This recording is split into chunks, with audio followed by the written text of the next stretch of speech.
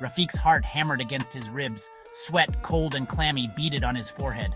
He stared at the prone figure sprawled on the Persian rug, a crimson stain blooming on the pristine white fabric. Kamal. It was Kamal. His eyes, usually alight with warmth and humor, were vacant, staring into eternity. The smell of cardamom and cinnamon from Kamal's prized spice shop usually calmed Rafiq. Today it was cloying, suffocating.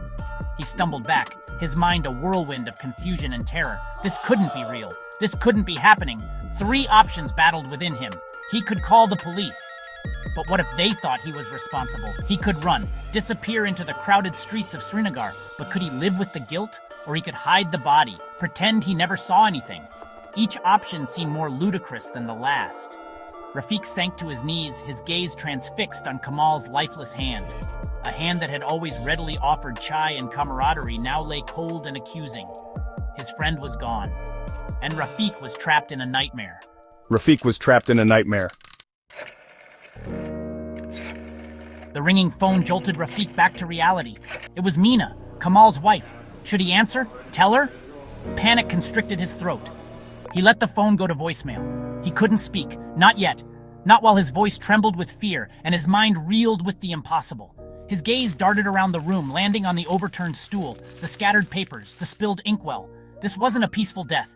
This was murder. A cold dread settled in his stomach. Someone had wanted Kamal dead. But who? Kamal was loved by everyone. His generosity knew no bounds. His laughter was infectious, his spirit indomitable. He couldn't imagine anyone wanting to harm the man. And yet, there he lay, a victim of a crime too heinous to comprehend. Rafiq's hands trembled as he reached for his phone again. He had to call someone, anyone, but who could he trust? He was drowning in a sea of uncertainty, each wave crashing over him, pulling him further into the abyss of despair. Rafiq was drowning in a sea of uncertainty. The bell above the shop door jingled, announcing Mina's arrival. Rafiq watched, his blood turning to ice as she surveyed the scene. Her face, usually radiant, was strangely composed. No shock, no tears, just a cold, unsettling calm. Rafiq, what happened? He wanted to scream, to shake her, to see a flicker of grief in those icy eyes. But the words wouldn't come. He simply pointed at Kamal's body, his own voice a strangled whisper. He simply pointed at Kamal's body, his own voice a strangled whisper. Mina walked towards her husband's body, her steps measured, deliberate. She stood there for a moment, her gaze fixed on Kamal's face. Then, without a sound, she turned away. He always did have a flair for the dramatic, didn't he? Her voice, devoid of warmth, sent shivers down Rafiq's spine. There was something chillingly detached in her reaction, a coldness that spoke volumes.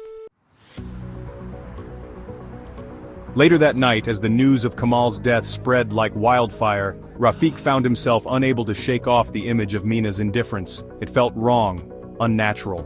Was she truly that cold-hearted, or was she hiding something, masking her grief behind a veil of composure? He remembered Kamal's hushed whispers over cups of steaming kahwa, his anxieties about his business partner, Shafi Lone. He's changed, Rafiq. There's a darkness in his eyes I haven't seen before. And then there was Danish Bhat, Kamal's oldest friend, whose envy towards Kamal's success was no secret. Rafiq had often witnessed the bitterness in Danish's eyes, the resentment that simmered beneath his forced smiles. 2 suspects, 2 men with motives. Rafiq's mind raced, connecting the dots, piecing together the fragments of conversations, the fleeting expressions he had witnessed. He had a bad feeling about this. A very bad feeling. The police were treating Kamal's death as a robbery gone wrong. Rafiq knew better. He had seen the fear in Kamal's eyes, the unspoken plea for help. This was personal, and Rafiq was determined to find the truth. He owed it to Kamal. He owed it to the memory of their friendship, the shared laughter, the endless cups of kawa. He wouldn't let his friend's death become just another unsolved case, another statistic. I won't let this go. I won't let Kamal's death be in vain. Rafiq took a deep breath, steeling himself for the task ahead. He would become a detective, an investigator, a seeker of justice. He would unravel the secrets, expose the lies, and bring Kamal's killer to justice. The journey would be fraught with danger. He knew that, but he wouldn't be deterred. He had nothing left to lose but the truth, and he would find it, no matter the cost.